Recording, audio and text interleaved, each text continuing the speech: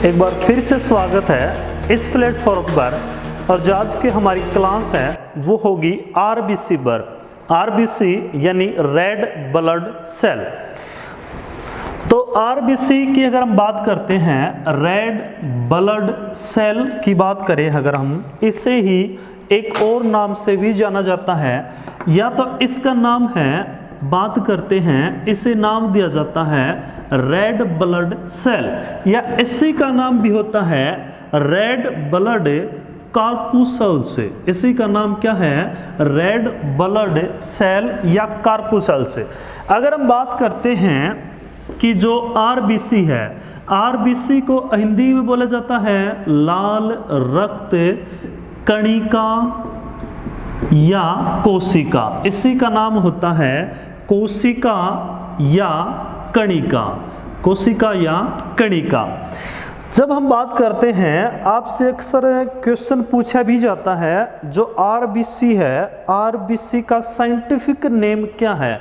तो आरबीसी का अगर हम बात करते हैं, आरबीसी का साइंटिफिक नेम क्या है? तो आरबीसी को अरिथ्रोसाइट्स के नाम से जाना जाता है। अरिथ्रोसाइट्स के नाम से जाना जाता है।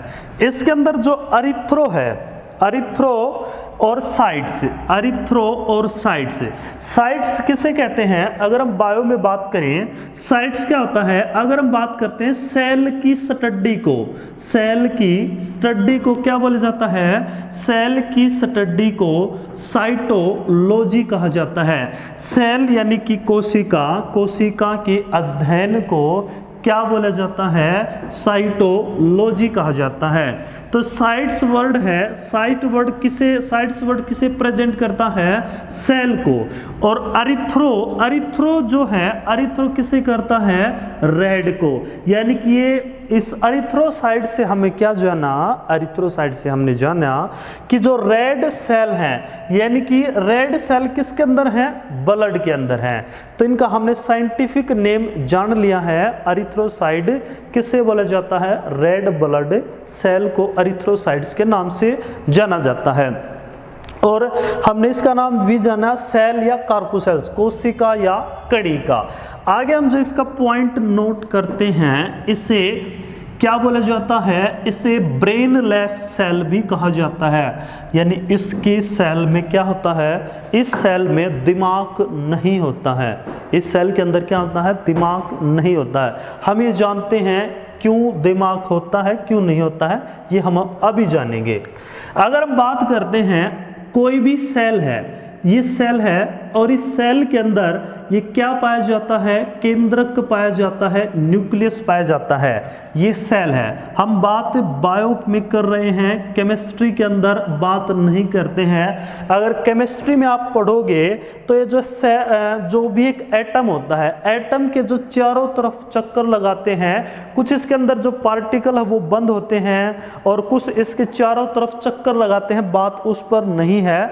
हम यहाँ बात कर रहे हैं सेल की। तो जो सेल की संरचना है, कोशिका है, सेल मीन कोशिका है। इस कोशिका में क्या होता है? कोशिका के बीच में क्या पाया जाता है? केंद्रक पाया जाता है।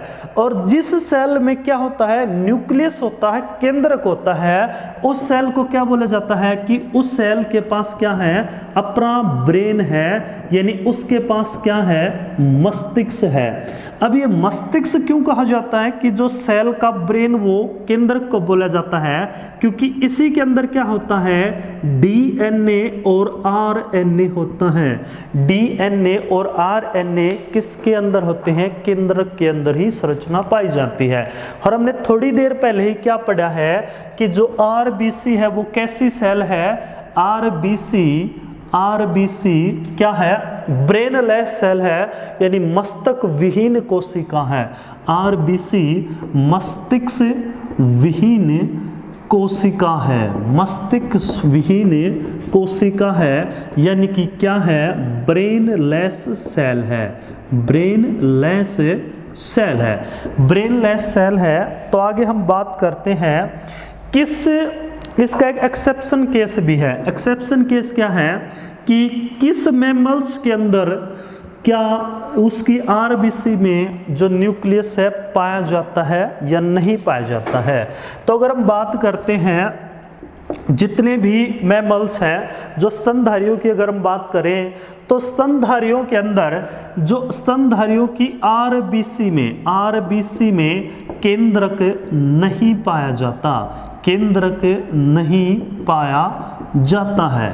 लेकिन अगर हम बात करें अपवाद की, एक्सेप्शन केस की अगर हम बात करते हैं, अपवाद की बात करते हैं तो एक है ऊंट, कैमल, ऊंट और लामा, ऊंट और लामा। ये ऊंट और लामा क्या है, ये ऊंट का सभी को पता है, ऊंट कैमल है। और इसके बाद बात करते हैं लामा, ये पहाड़ी ऊंट होता है, ये पहाड़ी ऊंट होता है। और ये ज़्यादातर कहाँ पाया जाता है, ये उत्तरी और दक्षिण अमेरिका के अंदर ये पाया जाता है। केवल 2 ही मैमल्स ऐसे हैं जिनकी आरबीसी में क्या पाया जाता है, जिनकी आरबीसी के अंदर केंद्रक पाया जाता है, न्यूक्लियस पाया जाता है। इसके बाद अगर हम बात करते हैं आरबीसी की संख्या के ऊपर, आगे हम बात करते हैं आरबीसी के, पहले हम साइज के ऊपर बात करेंगे फिर क्वांटिटी पर। अगर हम बात करते हैं आरबीसी का साइज, तो आरबीसी का जो साइज है वो 7 से 8.4 माइक्रोन, 7 से 8.4 माइक्रोन ये कैसी होती हैं, लंबी होती हैं, कैसी होती हैं, लंबी होती हैं। और 1 से 2.4 माइक्रोन की अगर हम बात करें तो ये सिरों से चौड़ी होती हैं, सिरों से कैसी होती हैं, चौड़ी होती हैं। तो हमने इसकी अगर हम संरचना की बात करें तो लगभग ऐसी संरचना इसकी पाई जाती है, लगभग ऐसी। इसकी लंबाई 7 से 8.4 माइक्रोन और इसकी ये चौड़ाई की अगर हम बात करें 1 से 2.4, इसके सिरों से इसकी क्या पाई जाती है, चौड़ाई पाई जाती है। अगर हम बात करते हैं इसकी क्वांटिटी की, तो इसकी क्वांटिटी ह्यूमन के अंदर मानव में इसकी क्वांटिटी कितनी पाई जाती है, मानव में इसकी क्वांटिटी कितनी पाई जाती है। अगर हम बात करते हैं मेल के अंदर, अगर हम बात करते हैं मेल यानी कि पुरुष के अंदर, तो पुरुष के अंदर जो आरबीसी की संख्या है वो 5.5 million 100 ml HB, 100 ml HB। अगर हम बात करते हैं फीमेल में, अगर हम बात करते हैं फीमेल यानी कि महिला में, तो यह पाई जाती है 4.5 million 100 ml HB, 100 ml HB। ये HB क्या है, HB का अर्थ क्या होता है, HB होता है हीमोग्लोबिन, HB क्या है, हीमोग्लोबिन। यानी 5.5 मिलियन 100 ml HB, 100 ml जो हीमोग्लोबिन है उसके अंदर अगर बात करते हैं तो 5.5 मिलियन पुरुष के अंदर क्या पाई जाती हैं, आरबीसी पाई जाती हैं, और फीमेल में उससे कम पाई जाती हैं कंपैरिजन टू मेल की। इसी कारण, यही कारण होता है कि जो पुरुष है, अगर हम बात करते हैं मेल की, तो मेल में इसी कारण क्या होता है, ब्लड ज्यादा होता है क्योंकि आरबीसी इसके अंदर ज्यादा पाई जाती है। अगर इसी से ही क्या होता है, फीमेल के अंदर ब्लड की मात्रा कम होती है। क्यों कम होती है ये हमने जान लिया, क्योंकि डिपेंड करता है किस पर, आरबीसी पर। आगे हम जब बात करते हैं डब्ल्यूबीसी की, और डब्ल्यूबीसी देन प्लेटलेट्स की जब हम बात करेंगे तो उनकी संख्या इक्वल पाई जाएगी, या मेल हो या फीमेल हो, लेकिन आरबीसी में ही डिफरेंस पाया जाता है। आरबीसी की संख्या किसके अंदर ज्यादा पाई जाती है, कंपैरिजन टू फीमेल, पुरुष के अंदर इनकी संख्या ज्यादा पाई जाती है। आगे हम ये हमने जान लिया है 100 ml HB, ये भी बात क्लियर है। इसके अगर हम बात करते हैं, एक और क्वेश्चन यहां से बन सकता है, अगर वो आपसे बात करें, अगर यहां से हम क्वेश्चन निकाल लेते हैं, पहले यहां से कौन कौन से क्वेश्चन पूछे जा सकते हैं या पूछे गए हैं। पहला अगर हम क्वेश्चन यहाँ से निकालते हैं तो पहला क्वेश्चन यहाँ पूछा गया है, जो आरबीसी है, आरबीसी का साइंटिफिक नेम बताओ। आरबीसी का साइंटिफिक नेम क्या है? एरिथ्रोसाइट है। आरबीसी का साइंटिफिक नेम एरिथ्रोसाइट। सेकंड जो क्वेश्चन यहाँ से एसएससी ने पूछा था, वो पूछा था इस संख्या को लेकर कि जो मेल है उसके अंदर संख्या कितनी पाई जाती है, और ये आपका पूछा गया था CHSL का जो एग्जाम था 2013-2014 के अंदर ये क्वेश्चन पूछा गया था। 5.5 मिलियन 100 ml HB इनकी संख्या होती है एक मेल के अंदर। तो इनकी जो क्वांटिटी के ऊपर ये क्वेश्चन आपसे पूछ सकता है, आपको ये याद रखना है। आपसे अगर थर्ड क्वेश्चन की यहाँ से हम बात करते हैं, क्वेश्चन निकालते हैं, तो आपसे क्वेश्चन पूछेगा वो साइज के ऊपर, इनका साइज कैसा होता है। साइज ये नहीं पूछा गया है आज तक भाई इनका साइज 7 से 8.4 माइक्रोन होता है, नहीं, ये नहीं पूछा गया है। आज तक जो क्वेश्चन पूछा गया है वो क्वेश्चन ये पूछा गया है कि जो हमारा ब्लड है, जो हमारा ब्लड है उसके अंदर अगर हम बात करते हैं, ब्लड में सबसे बड़ा साइज की जो सेल होती है वो कौन सी होती है। आपसे यहाँ से जो क्वेश्चन पूछा है, रक्त में सबसे बड़ी यानी कि साइज के अनुसार पूछ रहा है, सबसे बड़ी यानी साइज में कौन सी सेल होती है, कौन सी सेल होती है। कोशिका होती है, सेल यानी कि कोशिका होती है। तो आपका आंसर क्या होगा, यानी कि क्वांटिटी के आधार पर अगर आपसे पूछेगा तो आपका आंसर जो क्या होगा, क्वांटिटी के आधार पर। अगर हम दो क्वेश्चन को डिस्कस कर लेते हैं, अगर आपसे पूछता है वो साइज के अकॉर्डिंग, तो साइज के अकॉर्डिंग आपका आंसर होगा WBC। तो आपका आंसर क्या होगा, WBC। साइज के अनुसार सबसे बड़ी सेल होगी WBC। अगर वो आपसे पूछेगा आंसर कि क्वांटिटी के अनुसार बताओ, तो क्वांटिटी के अनुसार आपका आंसर क्या होगा, RBC। अगर हम बात करते हैं क्वांटिटी पे, RBC then platelets then WBC, तो आपका आंसर यहां से क्लियर हो गया होगा कि साइज में होती है। अगर हम बात करते हैं साइज में, तो साइज में होती है WBC greater than platelets greater than RBC। यानी कि अगर हम बात करते हैं क्वांटिटी में ज्यादा होती है RBC और कम होती है WBC, और साइज में बड़ी होती है WBC और कम होती है RBC। ठीक है, आगे हम चलते हैं। यहाँ तक हमने जान लिया कि कौन सी बड़ी है, कौन सी छोटी है, कितनी पाई जाती हैं। अब हम बात करते हैं इनका फॉर्मेशन होता कहाँ है, हमारे रक्त में ये बनती कहाँ है। RBC है जो, वो हमारे रक्त में कहाँ बनती हैं। अगर हम बात करते हैं फॉर्मेशन की बात करते हैं, जो RBC हैं वो बनती कहाँ हैं, ये बनती हैं बोन मैरो में, बोन मैरो के अंदर ये बनती हैं। यानी इसे जाना जाता है अस्थि मज्जा के नाम से, अस्थि मज्जा के नाम से इसे जाना जाता है। और ये डेड कहाँ होती हैं, अगर डेड की बात करें, इनकी मृत्यु कहाँ होती है, तो इनकी मृत्यु होती है या तो लीवर में या होती है स्प्लीन में, या लीवर में या स्प्लीन में, यानी कि यकृत में या होती है प्लीहा, या इसी को बोला जाता है तिल्ली। इसी का नाम क्या है, तिल्ली है। तो बनती कहाँ है, अस्थि मज्जा के अंदर बनती हैं, और मरती कहाँ है, यकृत प्लीहा या स्प्लीन के अंदर ये मरती हैं। हम पहले अब जान लेते हैं इन पॉइंटों को। बोन मैरो होता क्या है। अक्सर आपने जैसे फिल्मों में देखा है, जो बोन मैरो है, जैसे क्रिस मूवी थी उसके अंदर वो बोन मैरो डोनेट कर दिया जाता है, तो क्या बोन मैरो वही होता है। अक्सर हम जानते हैं जो हमारी बैकबोन है, जो अक्सर मतलब पूछा जाता है अभी बोन मैरो है क्या, जो बैकबोन है, तो बैकबोन के ही पीछे जो वाला जो हिस्सा है हम उसमें मानते हैं हमारा बोन मैरो वहाँ होता है, लेकिन ऐसा वास्तव में बिल्कुल ऐसा नहीं है। अगर हम बात करते हैं बोन मैरो होता क्या है, हमारे जो बॉडी है उसके अंदर क्या है, बड़ी बड़ी खोखली हड्डियां पाई जाती हैं।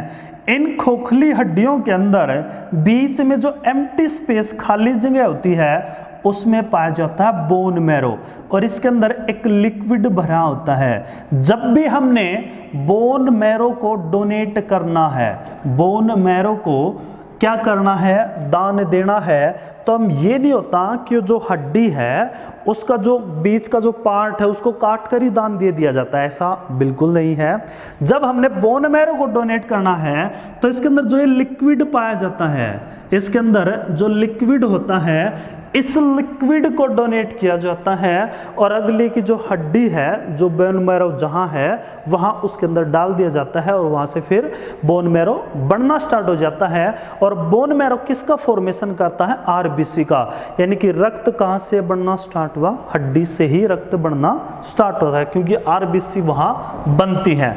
अगर हम बात करते हैं हमारे बॉडी के अंदर टोटल, अगर हम बात करते हैं बोन की, हमारी बॉडी में टोटल बोन यानी कि टोटल हड्डियां कितनी पाई जाती हैं, टोटल हड्डियां हमारी बॉडी के अंदर 206 पाई जाती हैं। टोटल हड्डी कितनी पाई जाती हैं, 206। अगर बात करता है चाइल्ड की, एक बच्चे की, तो बच्चे के अंदर जो हड्डी हैं वो कितनी पाई जाती हैं, बच्चे के अंदर हड्डी 300 पाई जाती हैं। फिर बात ये आती है कि 300 हड्डियों से 206 कैसे हो जाती हैं, क्या बाद में कहीं ख़त्म हो जाती हैं या हो जाता है, तो कुछ हड्डियां आती हैं वो जुड़कर ही अंत में जब एक वयस्क, एक अडल्ट एज आती है हमारे अंदर, तो जो हड्डियां हैं वो कितनी हो जाती हैं, 206 होती हैं। और इन 206 हड्डियों में से लगभग जितनी भी बड़ी हड्डियां हैं, 150 से 160 हड्डियों के अंदर क्या पाया जाता है, बोन मैरो पाया जाता है। 150 से 160 हड्डियों में बोन मैरो पाया जाता है। अब यहाँ से अगर हम क्वेश्चन निकालते हैं, यहाँ से क्वेश्चन क्या क्या बन सकते हैं, पहले यहाँ से क्वेश्चन निकाल लेते हैं। फर्स्ट क्वेश्चन यहाँ से ये बनता है कि जो आरबीसी है, आरबीसी का फॉर्मेशन कहाँ हुआ, अस्थि मज्जा के अंदर। आरबीसी का फॉर्मेशन कहाँ हुआ, अस्थि मज्जा के अंदर।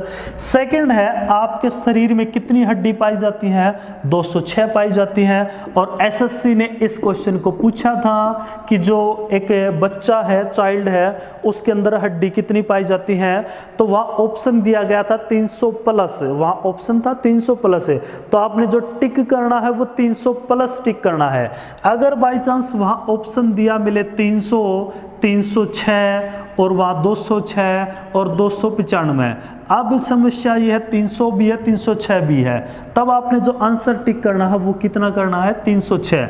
अगर ये 300 ही दिया ना मिले, इसकी जगह 270, तब आपने आंसर टिक करना है जो 300 से ज़्यादा है, जो 300 से ज़्यादा है। तो यहाँ से इतने ही क्वेश्चन बन सकते हैं फॉर्मेशन से।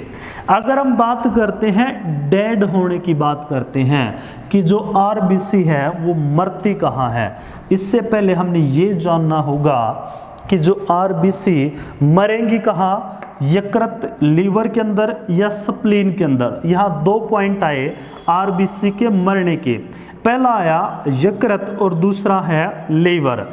तो अगर ये 2 ऑर्गन के नाम क्यों आए, अगर बात करें ये लीवर के अंदर कम मात्रा में मरती हैं, कम मात्रा में मरती हैं या डेड हो जाती हैं, कम मात्रा के अंदर मरती हैं या क्या हो जाती हैं, ये डेड हो जाती हैं। लेकिन अगर बात करें ज़्यादा मात्रा के अंदर, तो ज़्यादा मात्रा के अंदर कहाँ जाके मरती हैं, ये स्प्लीन के अंदर मरती हैं, प्लीहा के अंदर मरती हैं, या इसी ही क्या नाम जानते हैं हम, तिल्ली, इसी का नाम है। हिंदी में बोल दिया जाता है तिल्ली, भी कई बार इसका नाम बोल दिया जाता है। अक्सर होता क्या है, जब आरबीसी आरबीसी क्या होती है, आरबीसी का फॉर्मेशन वहाँ बड़ी वहाँ, तो आरबीसी क्या है, जब स्प्लीन के अंदर जाती हैं, स्प्लीन के अंदर जाती हैं, इतनी सुंदर चित्रकारी तो है नहीं ये, मान लेना ये स्प्लीन ही है, मानने में क्या जाता है।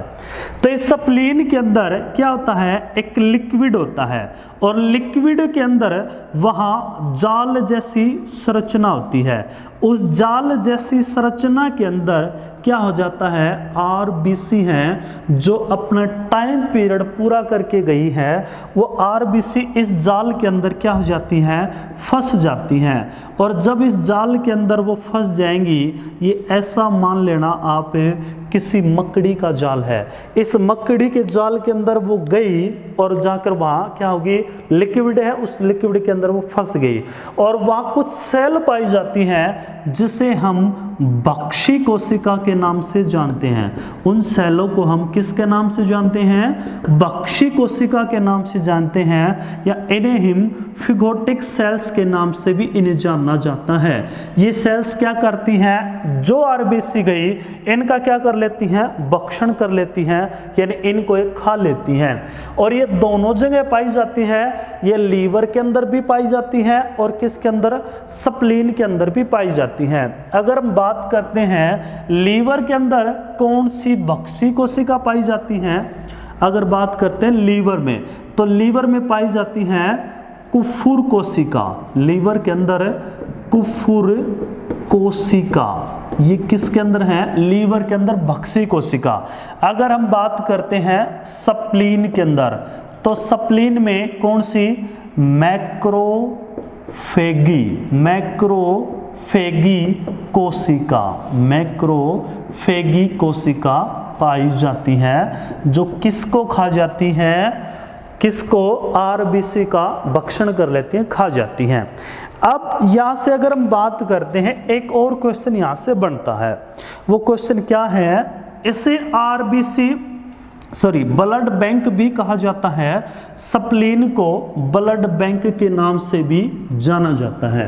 तो ऐसा क्यों कहा जाता है स्प्लीन को, इसको एक और नाम दिया जाता है, स्प्लीन को एक नाम और दिया जाता है, ब्लड बैंक का नाम दिया जाता है, यानी इसे ब्लड बैंक कहा जाता है। क्यों कहा जाता है, जब आरबीसी इसके अंदर स्प्लीन के अंदर ज्यादा मात्रा में मरी और कम मात्रा के अंदर किसके अंदर मरी, लीवर के अंदर मरी, डेड हुई, तो जब हमारे बॉडी को, जब बॉडी को ज्यादा मात्रा के अंदर, ज़्यादा मात्रा में या तो आरबीसी ज़्यादा चाहिए, या हमें खून की कमी हो गई है और खून की ज़्यादा एक्सेस मात्रा के अंदर हमें खून की आपूर्ति चाहिए, तो क्या होता है, जो आरबीसी हमने जाना था, बख्शी कोशिकाओं ने क्या किया था, उनको जालनुमा एक संरचना बनाई, उसके अंदर वो फंस के वह क्या होगी, डेड होगी।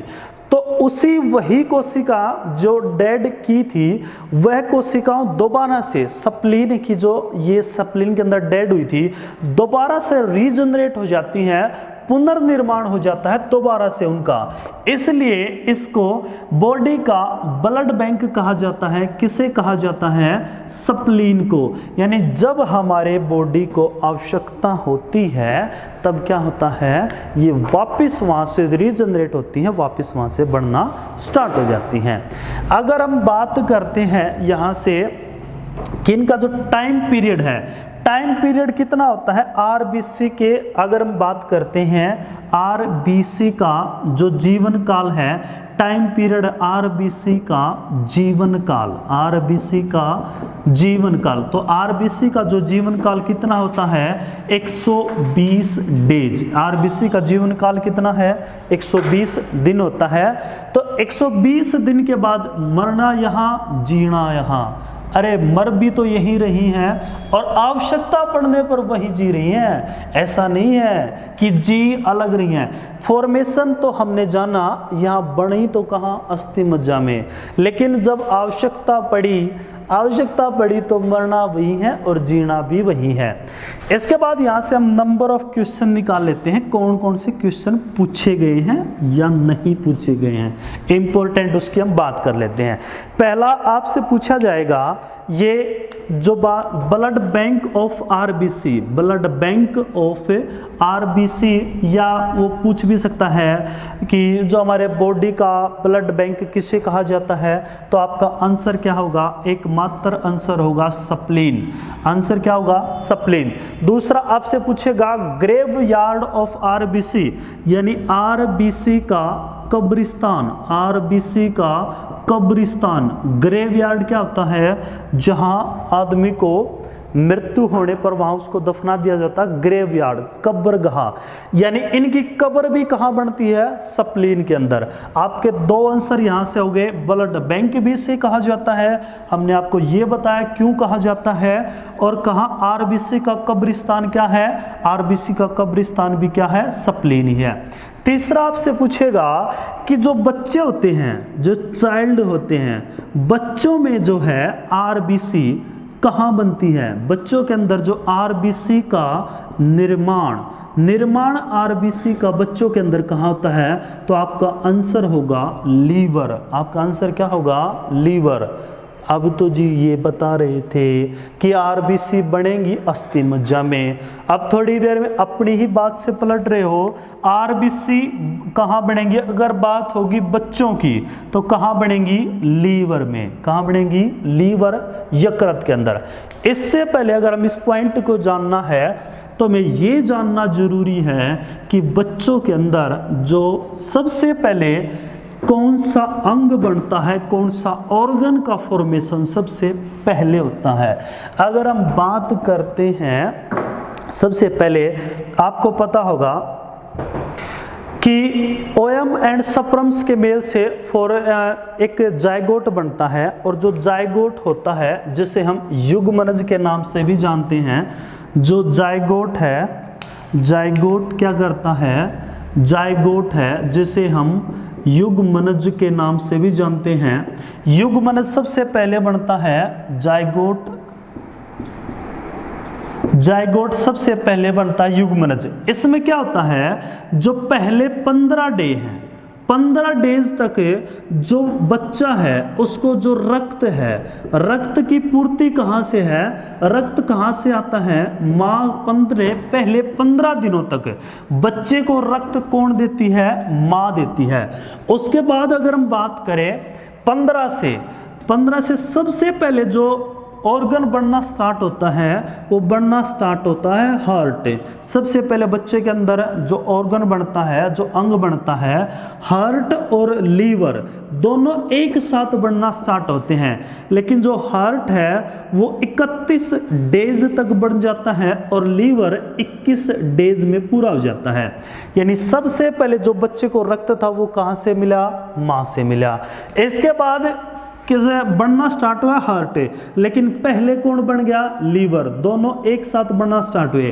तो अब जो बच्चे को जो रक्त है वो रक्त अब माँ से लेने की आवश्यकता नहीं है। हमने अभी पढ़ा था जो बच्चे के अंदर आरबीसी कहाँ बनती है, लीवर के अंदर। अब उसके अंदर लीवर के अंदर आरबीसी बनना स्टार्ट होगी। अब आरबीसी बनना स्टार्ट होगी यानी उसके अंदर रक्त भी बनना स्टार्ट हो गया। इसके बाद बात करते हैं अगला जो ऑर्गन बनता है वो बनता है लंग्स। इसके बाद अगर हम बात करते हैं लंग्स के बाद अगर हम ऑर्गन की बात करते हैं तो बनती है मसल्स, और मसल्स के बाद अगर हम ऑर्गन की बात करें तो बनती है बोन। मसल्स के बाद क्या बनती हैं, बोन। इसके अंदर ब्रेन भी इसी के अंदर आ जाता है। अब बोन बनते बनते कितने होते हैं, 6 मंथ तक क्या हो जाती हैं, यानी बच्चा जब 6 महीने का होता है तब उसके अंदर क्या बन जाती हैं, हड्डियां बन जाती हैं। अब हड्डियों में क्या होगा, जो खोखली हड्डियां होंगी उनमें क्या बनेगा, बोन मैरो होगा। और बोन मैरो के अंदर पहले रक्त कहाँ बना था, अब पहले रक्त आरबीसी कहाँ थी, जब बच्चे के अंदर बोन थी ही नहीं, हड्डी थी ही नहीं, तो बोन मैरो नहीं होगा। यानी पहले आरबीसी कहाँ बनी, बच्चे में सबसे पहले आरबीसी बनी लीवर के अंदर। और जब बच्चा 6 मंथ का हुआ, हड्डी उसके अंदर बनी, और आपको पता हड्डियों के अंदर क्या होता है, बोन मैरो होता है। अब बच्चे के अंदर जो आरबीसी का फॉर्मेशन होगा, वो आरबीसी का फॉर्मेशन कहाँ होगा, बोन के अंदर स्टार्ट हो जाएगा। तो इसके यहाँ से क्वेश्चन यही बन सकता है कि बच्चे के अंदर कितनी हड्डियाँ होती हैं और बच्चे में जो आरबीसी है वो बनती कहाँ हैं, बच्चे के अंदर आरबीसी कहाँ बनती हैं। आगे अगर हम बात करते हैं जो आरबीसी है, आरबीसी का हमने जीवन काल जाना 120 दिन होता है। अगर हम बात करते हैं आरबीसी के ट्रांसपोर्टिंग की, यानी आरबीसी का कार्य क्या है, अगर हम इसके आरबीसी के कार्य की बात करते हैं, यानी ये कार्य क्या है, तो आरबीसी क्या करती है, परिवहन का काम करती है, परिवहन का काम करती है। परिवहन का काम कहाँ करती है, ब्लड के अंदर। ट्रांसपोर्टिंग यानी कि ब्लड के अंदर परिवहन का काम किसके द्वारा किया जाता है, आरबीसी के द्वारा किया जाता है। जैसा कि आप जानते हैं, हम क्या करते हैं, हम ऑक्सीजन को अपने अंदर लेते हैं और क्या है, कार्बन डाइऑक्साइड हम छोड़ते हैं। तो क्या होता है, जो आरबीसी है, आरबीसी क्या है, आरबीसी सबसे पहले हम अगर हम बात करें तो सबसे पहले हम विंड पाइप के द्वारा, यानी कि विंड पाइप के द्वारा श्वास नली के द्वारा हम क्या करते हैं, वायु को ग्रहण करते हैं। फिर उसके बाद से हमारी वायु किसके अंदर चली जाती है, लंग्स, फेफड़ों के अंदर चली जाती है। और फेफड़ों के अंदर क्या होता है, फेफड़ों के अंदर आप सभी को पता होगा, फेफड़ों के अंदर ब्लड है, और ब्लड के अंदर क्या होता है, ब्लड के अंदर हम पढ़ रहे थे, ब्लड में भी क्या है, ब्लड के अंदर आरबीसी है। आरबीसी क्या करती है, आरबीसी वहाँ से वायु को, ऑक्सीजन को कैरी करती है। ऑक्सीजन को कैरी करने के बाद, O2 को कैरी करने के बाद, ये सेल के अंदर जितनी भी हमारे जो बॉडी है, बॉडी के अंदर हमें जो बेसिक यूनिट अगर हम पढ़ते हैं, हमारी बेसिक जो हमारी बॉडी की संरचना है वो क्या है, सेल है। तो सेल के पास से क्या लेके जाती है, ऑक्सीजन लेके जाती है, और ऑक्सीजन का सेल के पास क्या हो जाता है, ब्रेक डाउन हो जाता है। और ब्रेक डाउन के बाद वहाँ क्या बन जाता है, ब्रेक डाउन के बाद वहाँ दो जाता है, एक तो बनता है वहाँ ग्लूकोज, H2O, पानी के बाद वहाँ क्या होता है, CO2 प्लस O2, ये CO2 और O2। इसके बाद ऑक्सीजन की तो आवश्यकता है, ऑक्सीजन की आवश्यकता है, H2O, पानी की भी हमें आवश्यकता है। उसके बाद बचता है CO2 क्या करती है, वही आरबीसी इस सेल के पास से क्या करती है, दोबारा क्या ले आती है, आरबीसी CO2 को ले आती है, और CO2 लंग्स के पास से दोबारा कहाँ जाती है, विंड पाइप, श्वास नली, और श्वास नली से क्या है, हमारे नोज के द्वारा, हमारी नाक के द्वारा वो क्या हो जाती है, बाहर निकल जाती है। यानी हमने क्या जाना, जो आरबीसी है, ब्लड है, वैसे ब्लड खुद ट्रांसपोर्टिंग का कार्य है। ब्लड हर टाइप के मिनरल है, चाहे कोई भी है, वाटर है, हर उसको ट्रांसपोर्टिंग का काम करता है ब्लड। तो अगर हम जाने, सबसे पहले जो है हमने वायु है, वायु को ग्रहण किया नोज के द्वारा, श्वास नली के विंड पाइप में आई, उसके बाद हमारे देन फेफड़ों के अंदर गई, फेफड़ों के अंदर क्या हुआ, ब्लड पहुंचा, और ब्लड के अंदर क्या है, आरबीसी ने कैरी किया ऑक्सीजन को, ऑक्सीजन गई सेल के पास, सेल में वहाँ क्या हुआ, ब्रेकडाउन हुआ, ब्रेकडाउन से वहाँ क्या हुआ, हमें प्राप्त हुआ H2O, पानी प्राप्त हुआ, CO2 कार्बन डाइऑक्साइड, और क्या हुआ, ऑक्सीजन। अब जो CO2 है, CO2 को वापस से, अब CO2 की हमारे यहाँ आवश्यकता नहीं है बॉडी के अंदर, CO2 को वापस लंग्स के पास, और लंग्स से किसके पास, विंड पाइप, और हमने वापस उसको किसके, नोज के द्वारा उसको बाहर निकाल दिया। तो आरबीसी ने किसका काम किया, आरबीसी ने ट्रांसपोर्टिंग का काम किया। अब हम जानते हैं कि जो आरबीसी है वो अपने साथ कितने अणु एक बार कैरी कर सकती है। अगर हम बात करें HB, यहाँ हीमोग्लोबिन है, HB बार बार नहीं लिखा जा सकता, HB का मतलब आप समझ सकते हैं, हीमोग्लोबिन है। और हीमोग्लोबिन अपने साथ साथ, एक साथ अगर हम बात करें तो ऑक्सीजन के 4 अणु कैरी कर सकता है। O2 मतलब ऑक्सीजन है, O2 ऑक्सीजन है, ऑक्सीजन के कितने अणु कैरी कर सकता है? 4। और अपने साथ ही अगर हम बात करते हैं हीमोग्लोबिन, हीमोग्लोबिन अपने साथ ही 4 अणु को एक साथ लेके जा सकता है और 4 अणु को वापस भी ला सकता है, यानी 4 अणु से इसके आरबीसी द्वारा लेके जाए जा सकते हैं और 4 अणु ही वापस ला सकते हैं। और अगर हम बात करें इस प्रोसेस को, अगर हम बात करें HbO2, इस प्रोसेस को क्या बोलते हैं?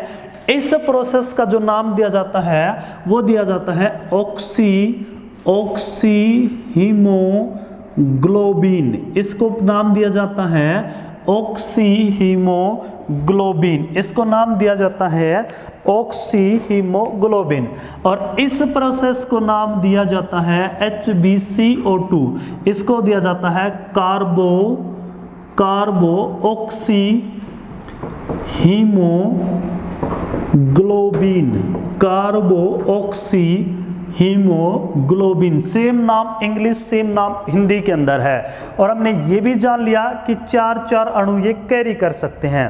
अगर हम बात करते हैं यहाँ से क्वेश्चन की, अगर हम बात करें तो क्वेश्चन पूछा गया था HSSC और SSC मोस्ट फेवरेट क्वेश्चन है यहाँ से कि जो अमरात्री को अंगीठी जलाते हैं या अंगीठी के कारण किसी व्यक्ति की मृत्यु हो जाती है या कोयला किसी बंद कमरे के अंदर अंगीठी को जलाया गया तो वहाँ उसके कारण मृत्यु हो जाती है, तो वो कारण क्या होता है जिसके कारण उस व्यक्ति की मृत्यु हो जाती है? हम उसके कारण को जानते हैं। अब वो कारण होता क्या है? देखो, अगर बात करते हैं जब कोई भी जीवाश्म को जलाया जाता है, कोई भी जीवाश्म को अगर जलाया जाता है तो उससे हमें क्या प्राप्त होता है? तो उससे हमें एक जहरीली गैस प्राप्त होती है जिसे हम किस नाम से जानते हैं? जिसे हम कार्बन मोनोऑक्साइड, कार्बन मोनोऑक्साइड के नाम से जानते हैं। ये एक जहरीली गैस है, ऑक्साइड के कार्बन मोनोऑक्साइड के नाम से जानते हैं। और ये जो कार्बन मोनोऑक्साइड है ये हमारे ब्लड के साथ, ब्लड में भी जो आरबीसी है और आरबीसी के अंदर क्या है? हीमोग्लोबिन है। आरबीसी में क्या है? हीमोग्लोबिन है, क्योंकि इसी के कारण तो इसका लाल जो रंग है वो हीमोग्लोबिन के कारण है। तो हीमोग्लोबिन सबसे ज़्यादा, अगर हम बात करते हैं बॉन्डिंग, सबसे ज़्यादा बॉन्ड करता है, आबंध बनाता है। आबंध किसके साथ बनाता है? कार्बन मोनोऑक्साइड के साथ, जो क्या है? टॉक्सिक, एक जहरीली गैस है।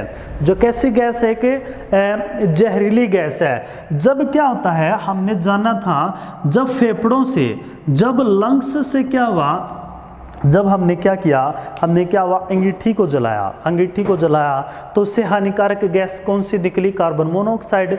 और बंद कमरा था, बंद कमरा था, तो बंद कमरे के उपरांत हमने क्या किया? श्वास, जब हमने श्वास लिया नोज पाइप से तो हमने किसको ग्रहण कर लिया? ज़्यादा मात्रा में किसको ग्रहण किया? कार्बन मोनोऑक्साइड को ग्रहण किया।